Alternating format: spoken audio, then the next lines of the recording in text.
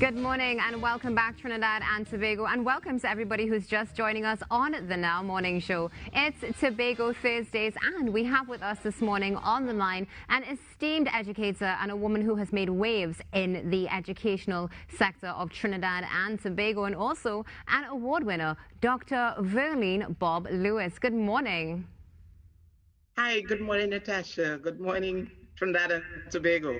Good morning. How are you this morning? I'm doing great. Thank you very much for asking. Wonderful. So first of all, congratulations. I know that you were you weren't expecting the award, were you? Not really. No, I knew that people had nominated me from time to time, but it still came as a shock when I was called. Yes. Yeah. Well, being a teacher from the age of 18 is definitely something that is notable and is a fantastic example for our younger generation. And talking about our younger generation, of course, this morning we're here to talk about life after SEA. So let's jump straight into this conversation this morning, Dr. Bobb-Lewis.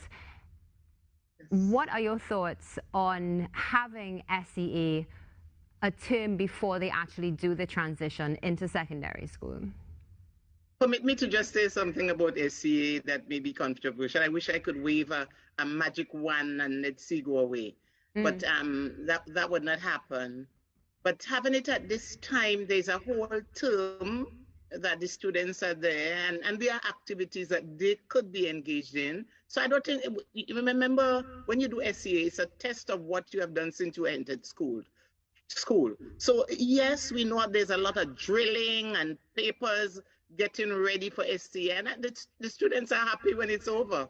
So on that point of view, they're happy, and they're tired of just being drilled morning, noon, and night, Saturdays and Sundays, and they are happy that when it's over. Oh, definitely, because there is so much pressure. I think, children are happy, families are happy, and admittedly, I think teachers may not want to admit it, but there's also a weight that's lifted off of their shoulders. So we now have a break between SEA, of course, and then going into secondary school. During this time, is there anything that's done to prepare the children for that transition? Well, different schools do different things. And I want us to look at it this way. When you get them ready for C, is what is called instrumental learning. You're preparing them for one thing and one thing only. There's a tunnel focus, and you are driven, sometimes even forced to get ready for that exam. So during this term, it's a perfect opportunity to focus on other things. So schools, principals, teachers, and parents could have their students deal with some of the things that were not done when they were preparing for C. For example, to focus on social and emotional learning and activities that would support that. For example, and I was a Standard 5 teacher myself, way back. And there's sports.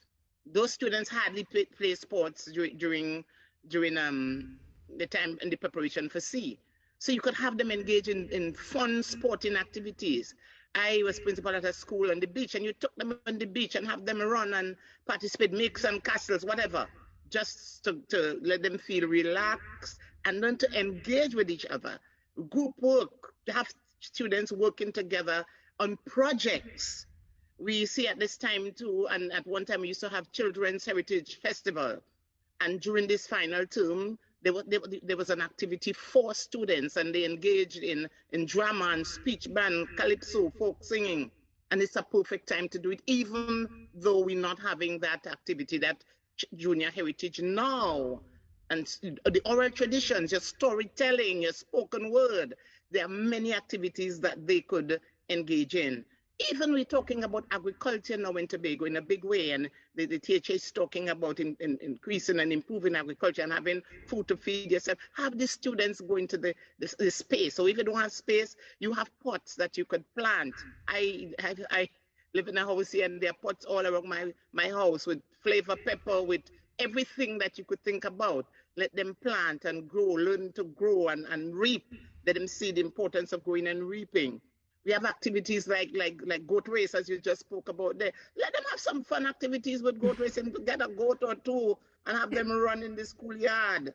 There are many things that they would enjoy and they learn to work with each other. They learn how to work in groups. Let them do projects, prepare the projects, and then stand up and talk about it. You don't have time to talk about things when you're doing SEA, but now you could conduct a project and then report, well, during this project, we did this, how we did it, talk about what each member of the group contributed, how they contributed, and that would be excellent activities for students after SEA. Definitely. Looking at a holistic approach, of course, to the children being able to get through the stress of SEA and then, again, work towards getting ready for secondary school. Now, one of the things you mentioned was, group work, of course, letting them do some extracurricular activities, running on the beach, and essentially being able to, socialize and learn those social skills that they may not have been able to, not just, in preparation for SEA, but also with the fact that our children have been in virtual schooling for the past how many years, which leads me to my next question, Doctor. Do you think when children actually transition into secondary school, they experience some sort of culture shock, and therefore these activities which you are referencing right now help them to actually ease into that next stage of life? Right. And I know that some schools, I can't say that all schools do it, do a transitioning activities, preparing them for the difference that they will face when they get into secondary school. For example, when you're in the primary school, you are taught with one teacher. The one teacher is there with you, caring for you every day, miss this, miss, and miss, call her by name. When you get into secondary school, you may have as many as 11 or 12 different teachers coming to you on a weekly basis. So students have to be prepared for that. I know that we have guidance counselors and social workers that assist with that, but the schools can organize activities as well. And it's a perfect opportunity, especially in Tobago that is small, to have field trips and take them to different secondary schools on the island. You don't know which one they will go to. And I think we have 9 great secondary schools in Tobago. So it's a time when you can take them and say, okay, this is what the school looks like, and ask permission for them to walk around. So you're preparing them for that transition. You're preparing them for that movement.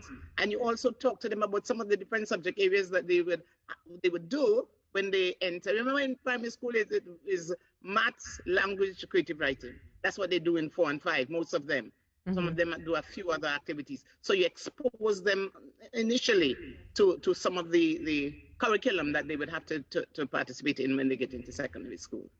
Dr. Bobb-Lewis, aside from that, do you have any advice for parents when it comes to helping their children adjust to life after the SEA experience?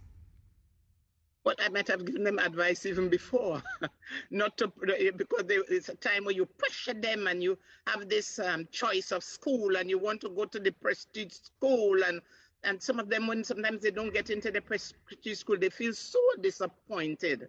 So you have to tell parents, look, your child will succeed regardless which school he or she is placed. Don't have them, and if you didn't do that, if you pass for this school, you will go to Disney World, and if you didn't pass for that school, you wouldn't go. No, don't pressure the children, but let them relax and prepare them for whichever school that they would be placed. You have to support them through the schooling. There's something that some parents do. They help them through SE, and then they go on to secondary school and say, okay, you're in secondary school now, and they relax and they pull back and leave them to work on their own. But you have to continue to support them even more than when they were in the primary school, because there are many more things that they would be involved in, many more subjects, different, meeting new friends, new companionships that they would develop when they get there, new teachers, new everything, new desks, new tables. Prepare them for that, and let them relax and go to the beach. If it's a Disney World trip, regardless of what school, still take them, carry them to the Caribbean. Dr. Bobb-Lewis, I couldn't agree with you more. In fact, you actually triggered some memories, and I'm sure a lot of viewers had some memories triggered as well when you hear people say, well, my parents said if I pass, I'm going to get a computer, or, I'm going to go away, all these different things. And definitely, that reward-based system has, I think, left a mark on many hearts of children and now adults in Trinidad and Tobago. Doctor, do you have any closing comments before we wrap this interview this morning? Yes, in closing, I would like to wish all the students who did the essay very well. And very well should be defined. That you have completed, you did your best, you're preparing for secondary school, relax now, find time to breathe, find time to engage in activities that you didn't do before, find time to read. Rather, I guess they would have been reading just question papers and getting ready. Read and play sports and participate in culture and do whatever that will make you feel good. There are many activities throughout Trinidad and Tobago that you can participate in. In Tobago, you can go to the rainforest, experience the environment, go on the beach, pull a seine. If you don't know what that is, seine pulling on the beach in some of those fishing villages. Enjoy yourself. You're not supposed to be pent up, just focusing on academics only. There are many activities that you can participate in that will be fulfilling and rewarding. Wise words. Dr. Bobb-Lewis, thank you so much for being with us this morning on the Now Morning Show. It's been a pleasure and an honor to have you in our company. The pleasure is mine as well. Thank you very much. Hope to see you for Easter. Yes, you will. Great. That was Dr. Bobb-Lewis right here on, I was about to say Talk City 91.1 FM. You technically are, you know. We're also on Talk City 91.1 FM. So good morning, listeners, and Trinidad and Tobago. Stay tuned because we have a lot more coming up in the show. And if those of you who are listening and you'd like to see us, go on over to the Now Morning Show Facebook page so you can put some faces to these names and voices that you're hearing right now. Can you show me the way? I pray, please show me the way to go. Track 7. Is there hope for your soul? After all of the dope you done sold, so many brothers you